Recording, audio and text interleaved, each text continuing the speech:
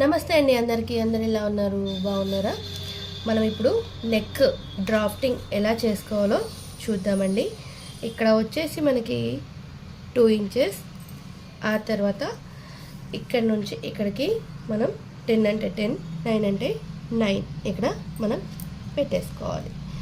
ఆ తర్వాత ఇక్కడ వచ్చేసి మనము 2 ఇక్కడ 2 తీసుకుంటే ఇక్కడ 2.5 లేదంటే 3 తీసుకోవాలి. అప్పుడే మనకి రౌండ్ అనేది పర్ఫెక్ట్గా వస్తుంది.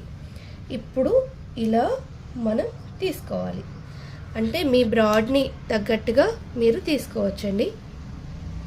ఓకేనా? మీరు ఎలాగైనా తీసుకోండి, కాకపోతే మనకి 1 ఇంచ్ వరకు ఎక్కువగా ఉండేటట్టు చూసుకోవాలి ఇలాగా. ఓకేనా?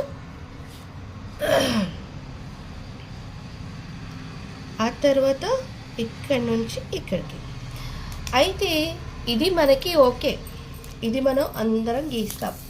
కానీ ఈ నెక్ వరకు ఈ రౌండ్ అనేది పర్ఫెక్ట్గా రాదు చాలామందికి. అప్పుడు మనం ఏం చేయాలి, ఇక్కడ నుండి మనం టేప్ ఇక్కడ వరకు పెట్టేసుకోవాలి. పెట్టేసి మధ్యలోకి ఫోల్డింగ్ చేసుకోవాలి. ఎలా? పర్ఫెక్ట్గా ఇక్కడికి ఫోల్డింగ్ చేసేసి ఇక్కడ ఒక మార్క్ ఇవ్వండి. ఓకే, ఇక్కడ ఒక మార్క్.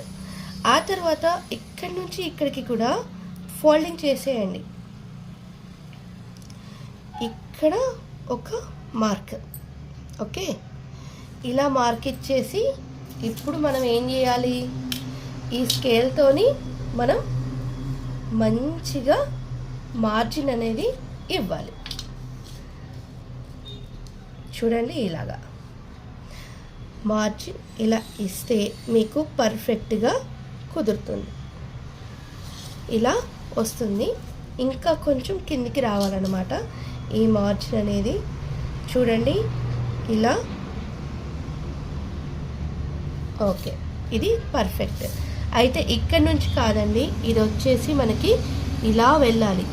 ఇలా వెళ్ళిన తర్వాత మనము ఇక్కడ నుంచి కొంచెం బ్రాడ్గా తీసుకోవాలి. చూడండి, ఇక్కడ నేను గీస్తాను, మనకి చేయితో కాకుండా ఇలా.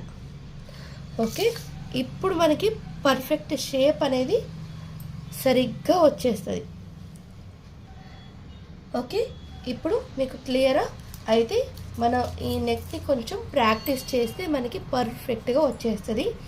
చూడండి, ఇక్కడ ఇలా వచ్చాయి కదా, ఇక్కడ నుంచి ఇలా అస్సలు తీయద్దు, ఇలాగే వెళ్ళాలి స్ట్రైట్గా.